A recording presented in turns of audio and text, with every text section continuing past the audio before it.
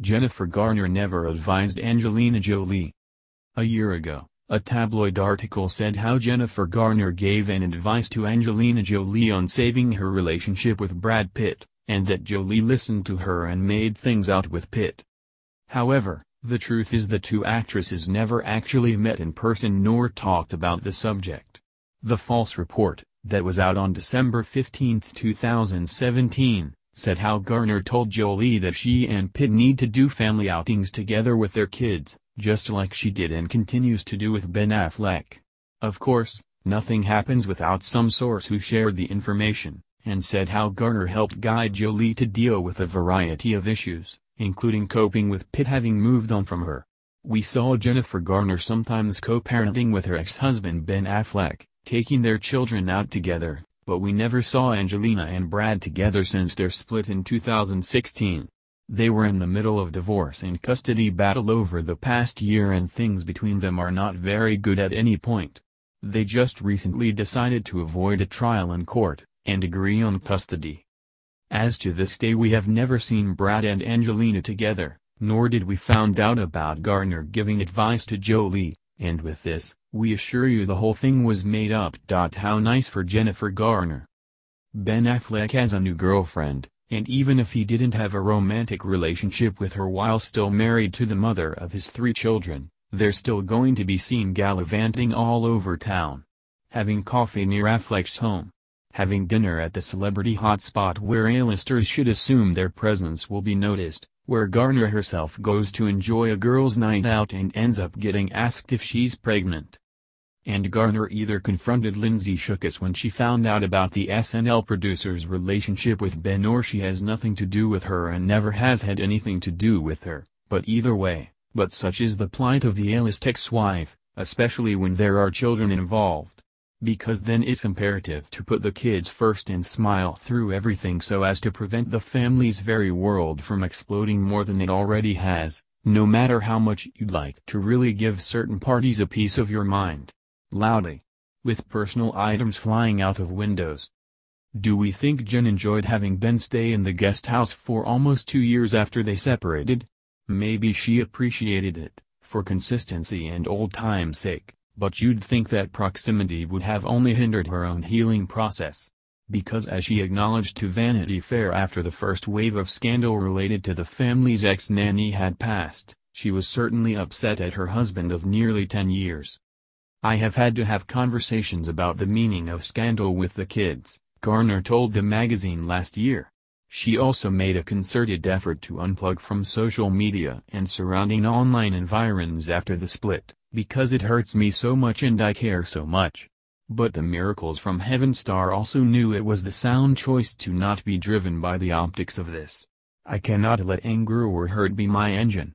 I need to move with a big picture always on my mind, and the kids first and foremost.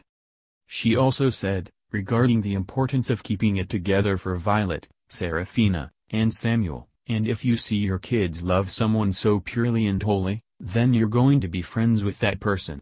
But the optics end up being what they are.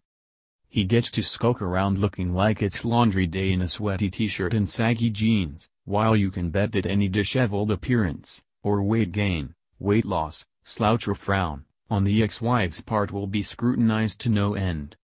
Then again, that's any man and any woman on any day in Hollywood. Since the separation, Affleck hasn't ceased talking about how wonderful Garner is, what an amazing superhero mom she is, how much he'd love to direct her in something, if only they could figure out who watches the kids and when during such a time. If Garner talked about Affleck that much, everyone would say she was having trouble letting go, or wasn't over him. It's sweet when he endlessly compliments her, and it's not that she doesn't deserve to have Affleck endlessly pay homage to her in public, but if she returned the favor, well, that would be a little much, wouldn't it, even if she was just trying to sprinkle some nice headlines into the mix for her kids to find on Google down the road. She also admitted in that March 2016 Vanity Fair interview that it wasn't always easy to put on the same serene face every day. When Affleck had to go on location to shoot the Live by Night in October 2015, I wasn't part of it. It was starting and it was a hard day for me. I got the kids to school, And I went home and went to bed. I haven't had a lot of those days. Though it also would have been within her rights to wear her emotions on her sleeve in public, the fact that no one noticed a blip on the smile radar, as she even made her morning coffee runs with unflappable cheer, is testament to her inner strength, strength she probably didn't even know she was capable of till she went through this. Meanwhile, one woman's gauntlet can then serve as another woman's inspiration. When Jen Aniston and Brad Pitt broke up, Garner told VF, remarking on how she understood why there was so much speculation that she and Affleck were reconciling, "I was dying to see something that said they were getting back together. For starters, let's stop and take the requisite moment to remember what Jennifer Aniston went through, for years, after her breakup with Pitt. We don't mean that she herself was physically and emotionally going through something for years, but after a certain amount of time passed she couldn't break the "I'm over it" vibe for a second lest she play into the forever scorned woman narrative that prevailed for almost a decade, until she herself got remarried. And when the pain was fresh, there were all the magazine covers, Brangelina's glossy W spread and constant reminders of Pitt's next chapter. Even if no one had ever dreamed up the whole Team Angie, Team Jen thing, it still would have sucked. Aniston had to thrive and get over all of it, her private brave face having to play catch-up with her public brave face. All the while, she was living a jam-packed life, but so much of it was reflected through a circa 2005 breakup lens. She was even sucked back into the narrative when Pitt and Angelina Jolie split up, and even if she had a reaction, there was nowhere for it to go without prompting an outsized reaction. But we digress. Because now it's Jolie hoping for the best possible outcome, an amiable co-parenting situation that seemed to come so naturally for Garner and Affleck or for Gwyneth Paltrow and Chris Martin, both pairs who seemed to hardly miss a beat with the family togetherness, thanks to what we now know were concerted efforts. Even with the fresh spate of headlines about Affleck's new relationship, he and Garner still took the kids to the local 4th of July parade in their LA neighborhood, an important family tradition. "We are focusing on the health of our family, and so we will be stronger when we come out of this because that's what we're determined to do as a family," Jolie said on Good Morning America in February in one of the few brief comments she made at the time about her pending divorce from Pitt.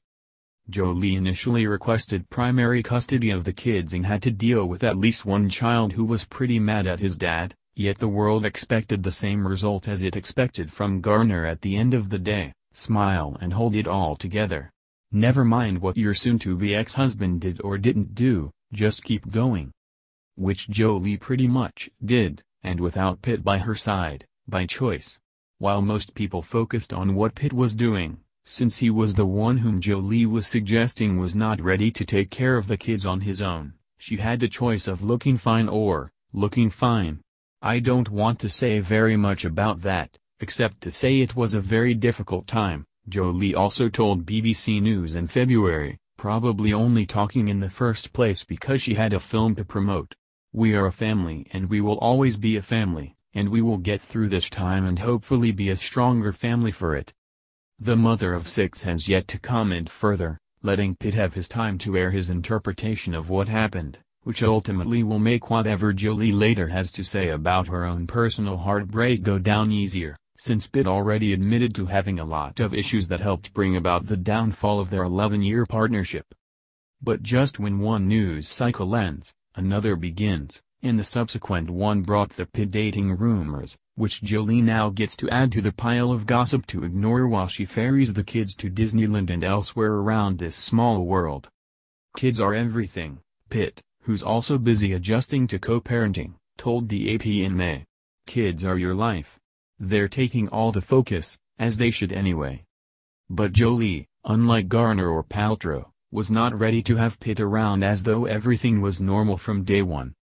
Both courses of action take their own sorts of strength, work on pulling it together while he's right there and normalize like crazy for the kids, or give yourself the gift of having some alone time, which means you're on your own to explain certain things to the kids when they're with you, and know that everyone's overanalyzing that decision. Sure, divorces and painful breakups happen every day, but how do women do it in the spotlight? All the feelings, all the good and bad days, plus everything that your ex is up to, reflected back at you in the form of headlines that you're forced to coexist with, whether you manage to avoid them or not. In a 2009 interview with Elle, Reese Witherspoon called her October 2006 split and subsequent divorce from Ryan Phillippe very humiliating and very isolating, in hindsight both appropriate emotions but in the moment. When people get in your face and say, "This will pass," you think, "Are they crazy?" She recalled. "I'm never gonna feel any better than I feel right this minute and nothing's ever gonna make sense again, and I still have moments where I'm like, nothing's ever gonna make sense again." Which is why usually at least 6 months to a year go by before anyone says much about what led to a breakup, because it's close to impossible to process those emotions in the moment while simultaneously having to put the children first and/or attend to pressing career obligations, like tapings and press tours and premieres. "I was so scared and insecure and thought it was over for me," Gwen Stefani told Vanity Fair in April 2016. About 8 months after she and Gavin Rossdale filed for divorce after 13 years of marriage. "I think the hardest thing I did was to get out of bed and go to the studio." And while she had been dating Blake Shelton for some months before she gave that interview, it's easy to forget that just because someone has a new boyfriend, that doesn't make what happened with a previous relationship any less devastating. Not to mention, directly after the split, then came the stories about Rossdale's alleged affair with the nanny. Yet there was Stefani, reporting for work on The Voice that fall, just a couple of months after, as she told the New York Times, "My life was literally blown up into my face. You would have never known it to look at her." But all can take comfort in knowing that there's an unofficial club for women who've had no choice but to fake it until they make it. It's been hard, and we've gone through really difficult times, but we've always said these children are our priority, Paltrow acknowledged her and Martin's definitely imperfect scenario at the #blogger15 conference in 2015, which took place about 16 months after they separated. What that really means is, even though today you hate me and you never want to see me again, we're going to brunch because it's Sunday and that's what we're going to do.